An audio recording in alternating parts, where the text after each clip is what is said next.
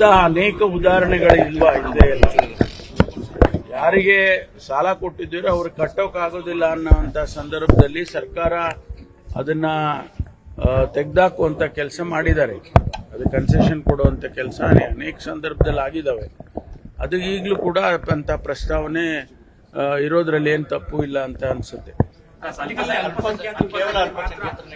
ಅಲ್ಪಸಂಖ್ಯಾತರು, SC/STಗಳು, backward class ಅಥವಾ ಯಾವುದೇ ಸಮುದಾಯದಲ್ಲಿ ಕಟ್ಟೋಕ್ ಶಕ್ತಿ ಇಲ್ಲ ಅಂದಾಗ ಒಂದು ಎಕ್ಸಂಪ್ಷನ್ ಕೊಡೋದು ಆಸ್ ಎ ಸ್ಪೆಷಲ್ ಕೇಸ್ ಅಂತ ಹೇಳಿ ಇದೆಲ್ಲ ಮಾಡಿದ್ದಾರೆ.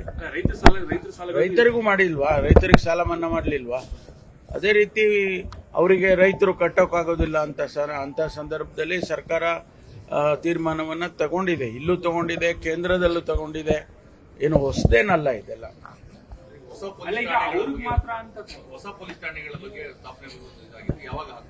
ಅಲ್ಲ, ಈಗ ಮಾನ್ಯ ಮುಖ್ಯಮಂತ್ರಿಗಳಿಗೆ ನಾನು ಮನವಿ ಮಾಡಿಕೊಂಡಿದ್ದೇನೆ. ಇನ್ನೂ ಹೆಚ್ಚು ಪೊಲೀಸ್ ಸ್ಟೇಷನ್ಗಳು ರಾಜ್ಯದಲ್ಲಿ ಬೇಕಾಗ್ತದೆ. ಬಹಳ ಈಗ ಮೈಸೂರನ್ನ ಈಗ ಗ್ರೇಟರ್ ಮೈಸೂರು ಅಂತ ಮಾಡಕ್ ಹೊರಟಿದ್ದಾರೆ. ಅದೇ ತರ ಗ್ರೇಟರ್ ಬ್ಯಾಂಗ್ಳೂರ್ ಆಗಿದೆ. ಆ ಭಾಗದಲ್ಲಿ ನಮಗೆ ಹೆಚ್ಚೆಚ್ಚು ಪೊಲೀಸಿನ ಅಗತ್ಯ ಇದೆ ಅಂತ ಹೇಳಿ ಅದನ್ನ ಈಗಾಗಲೇ ಪ್ರಸ್ತಾವನೆಯನ್ನ ಕೊಟ್ಟಿದ್ದೇನೆ.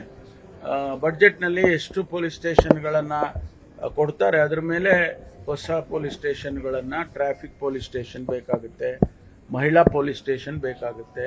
ಹಾಗಾಗಿ ನಾವು ಎಷ್ಟು ಕೊಡ್ತಾರೆ ಈಗ ಬಜೆಟ್ನಲ್ಲಿ ಅನ್ನೋದನ್ನ ನೋಡ್ಕೊಂಡು ತೀರ್ಮಾನ ಮಾಡ್ತೀವಿ.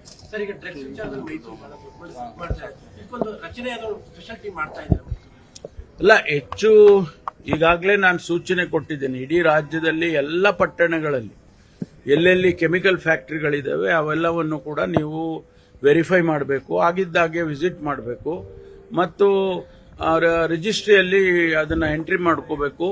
ಯಾರು NOC ಕೊಡ್ತಾರೆ, ಕಾರ್ಪೊರೇಷನ್ ಅವ್ರು ಕೊಡಬಹುದು, ಟ್ರೇಡ್ ಲೈಸೆನ್ಸ್ ಕೊಡೋರು ಕಾರ್ಪೊರೇಷನ್ ಕೊಡುತ್ತೆ, ಕೆಲವು ಟೈಮ್ನಲ್ಲಿ ಜಿಲ್ಲಾಡಳಿತ ಕೊಡುತ್ತೆ. ಅದನ್ನೆಲ್ಲ ವೆರಿಫೈ ಮಾಡಬೇಕು ಅಂತ ಹೇಳಿ ಈಗಾಗಲೇ ನಾನು ಆದೇಶ ಮಾಡಿದ್ದೇನೆ. ಅದನ್ನ ಮಾಡ್ತಾ ಇದ್ದಾರೆ, ಪ್ರಾರಂಭ ಮಾಡಿದ್ದಾರೆ.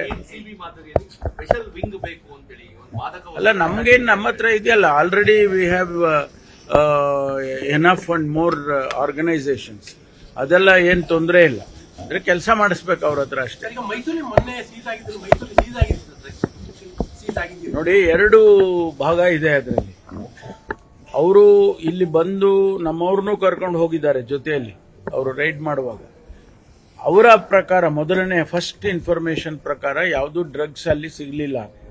ಅಲ್ಲಿ ಫಿನೈಲ್ ಮ್ಯಾನುಫ್ಯಾಕ್ಚರ್ ಮಾಡ್ತಾ ಇದ್ರು ಮತ್ತು ಅದಕ್ಕೆ ಬೇಕಾದಂತ ಕಾಸ್ಟಿಕ್ ಸೋಡಾ ಮತ್ತು ಕೆಮಿಕಲ್ಸ್ ಮಾತ್ರ ಸಿಕ್ತು. ಅಲ್ಲಿ ಯಾವುದು ಡ್ರಗ್ಸ್ಗೆ ಅಂದ್ರೆ ಈ ನಮ್ಮ ರೆಗ್ಯುಲರ್ ಡ್ರಗ್ಸಿಗೆ ಸಂಬಂಧಪಟ್ಟಂತದ್ದು ಯಾವುದು ಮೆಟೀರಿಯಲ್ ಸಿಗಲಿಲ್ಲ ಅಂತ ಹೇಳಿ ಮೊದಲನೇ ವರದಿ. ಆ ಸಂದರ್ಭದಲ್ಲಿ ನಮ್ಮ ಕಮಿಷನರೇಟ್ನಿಂದ ಕೂಡ ಇದ್ರು ಸ್ಟಾಫು ಮತ್ತು IB-ನವರು ಇದ್ರು ಅಂತ ಹೇಳಿದ್ರು. ಅಂದ್ರೆ ಇಂಟೆಲಿಜೆನ್ಸ್ ಬ್ಯೂರೋನವರು ಕೂಡ ಜೊತೆಯಲ್ಲಿ ಇದ್ರು. ಆಗೆಲ್ಲೂ ರೆಕಾರ್ಡ್ ಆಗಿಲ್ಲ. ಅವರು ವಾಪಸ್ ಹೋದ್ಮೇಲೆ ಅಲ್ಲಿಂದ ಒಂದು ಪ್ರೆಸ್ ರಿಲೀಸ್ ಮಾಡಿದ್ದಾರೆ, ಮೈಸೂರಲ್ಲಿ ಡ್ರಗ್ಸ್ ಸಿಕ್ತು ಅಂತೇಳಿ. ನಾವು ಅದನ್ನ ಕೌಂಟರ್ ಮಾಡುದು. ನಾನು ಕೂಡ ನಮ್ಮ ಕಮಿಷನರ್ಗೆ ಏನು ಈ ರೀತಿ ಹೇಳ್ತಾ ಇದ್ದಾರೆ, ನೀವು ಸುಳ್ಳು ಹೇಳ್ತೀರಾ, ಅವ್ರು ಸುಳ್ಳು ಹೇಳ್ತಾರೆ, ಏನ್ರಿ ಇದು ಅಂತ ಹೇಳಿ ಕೇಳುವಾಗ ಅವರು ಇಲ್ಲ, ಇಲ್ಲೇನು ಸಿಕ್ಲಿಲ್ಲ ಅವರಿಗೆ, ಅದು ರೆಕಾರ್ಡ್ ಅಲ್ಲೇ ಇದೆ ಅಂತ. ಆಮೇಲೆ ಅವರು ಕೋರ್ಟಿಗೆ ಒಂದು ಇದನ್ನ ಅಫಿಡವಿಟ್ ಅನ್ನ ಹಾಕಿದ್ದಾರೆ. ಅದರಲ್ಲಿ ಡ್ರಗ್ಸ್ ಸಿಕ್ಕಿದೆ ಅಂತ ಏನು ಹೇಳೇ ಇಲ್ಲ. ಅದಕ್ಕೆ ಸಿಗ್ನೇಚರ್ ಕೂಡ ಈವನ್ ಜಡ್ಜ್ ಕೂಡ ಸಿಗ್ನೇಚರ್ ಮಾಡಿಲ್ಲ. ಅದರಿಂದ ಡ್ರಗ್ಸು ಆ ರೈಡ್ ನಲ್ಲಿ ಎಲ್ಲೂ ಸಿಗ್ಲಿಲ್ಲ ಅಂತಕ್ಕಂಥದ್ದು ನಮ್ಮವ್ರು ಹೇಳಿರ್ತಕ್ಕಂಥ ಮಾಹಿತಿ. ಸಾರಿ, ಯಾಕೆ ಮಾಡಿ ನೋಡಿ, ಯಾಕೆ ಆ ರೀತಿ ಮಾಡಿದ್ದಾರೆ? ಅಲ್ಲಿ ಸಿಕ್ಕಿದೆ, ಗುಜರಾತ್ನಲ್ಲಿ ಸಿಕ್ಕಿರ್ತಕ್ಕಂಥದ್ದು ಅಲ್ಲಿ ಸಿಕ್ಕಿದೆ. ಆದ್ರೆ ಇಲ್ಲಿ ಬಂದಂತ ಸಂದರ್ಭದಲ್ಲಿ ಅವ್ರಿಗೆ ಯಾವುದೇ ಡ್ರಗ್ಸ್ ಸಿಗ್ಲಿಲ್ಲ ಅಂತಕ್ಕಂಥ ಮಾಹಿತಿ. 2 ವರ್ಷ ಕಾರಣ ಇದು ಪಾಲಿಟಿಕ್ಸ್ ಅಂತ ಗೊತ್ತಿಲ್ಲ ನನಗೆ. ಯಾಕೆಂದ್ರೆ ಅವ್ರು ಯಾವ ಅರ್ಥದಲ್ಲಿ ಅದನ್ನು ಹೇಳಿದ್ದಾರೆ, ಪ್ರೆಸ್ ರಿಲೀಸ್ ಮಾಡೋ ಅಗತ್ಯ ಏನಿತ್ತು? ಅದರಲ್ಲೂ ಕೂಡ ಇಲ್ಲಿ ಸಿಕ್ಕಿದೆ ಅಂತ ಹೇಳುವಂತದ್ದು ಅವಶ್ಯಕತೆ ಇರಲಿಲ್ಲ. ಕೆಮಿಕಲ್ ಫ್ಯಾಕ್ಟರಿಗಳಲ್ಲಿ ಕೆಮಿಕಲ್ ಅನ್ನ ಎರಡಕ್ಕೂ ಮೆಡಿಸಿನ್ಗೂ ಬಳಸ್ತಾ ಇದ್ರೆ, ಮಾದಕ ದ್ರವ್ಯಕ್ಕೂ ಬಳಸುವಂತ ಕೆಲಸ ಆಗ್ತದೆ. ಪ್ರಿಕರ್ಸರ್ಸ್ ಅಂತ ಇರ್ತವೆ. ಯಾವುದು ಮ್ಯಾನುಫ್ಯಾಕ್ಚರ್ ಮಾಡ್ತಾರೆ ಅವರು, ಈಗ ಫಿನೈಲ್ ಮ್ಯಾನುಫ್ಯಾಕ್ಚರ್ ಮಾಡೋದ್ರಲ್ಲಿ ಈ ಯೂನಿಟ್ ಅಲ್ಲಿ ಸಿಕ್ಕಿದೆ. ಅದೇ ತರ ಬೇರೆ ಬೇರೆ ಮ್ಯಾನುಫ್ಯಾಕ್ಚರ್ ಮಾಡುವಾಗ ಅದಕ್ಕೆ ಪ್ರಿಕರ್ಸರ್ಗಳಂತ ಇರ್ತಾವೆ. ಆ ಪ್ರಿಕರ್ಸರ್ ಸಿಕ್ಕಿದ್ರೆ ಗೊತ್ತಾಗ್ಬಿಡುತ್ತೆ ಯಾವುದಕ್ಕೆ ಇದನ್ನು ಉಪಯೋಗಿಸ್ತಾರೆ ಈ ಕೆಮಿಕಲ್ನ ಅಂತ ಹೇಳಿ ಗೊತ್ತಾಗುತ್ತೆ.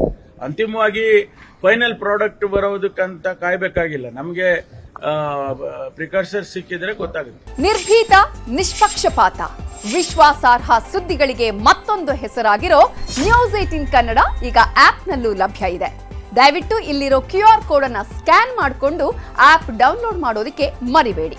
ನಿಮ್ಮ ಬೆಂಬಲ ಹೀಗೆ ಸದಾ ನಮ್ಮೊಂದಿಗಿರಲಿ. ಧನ್ಯವಾದ.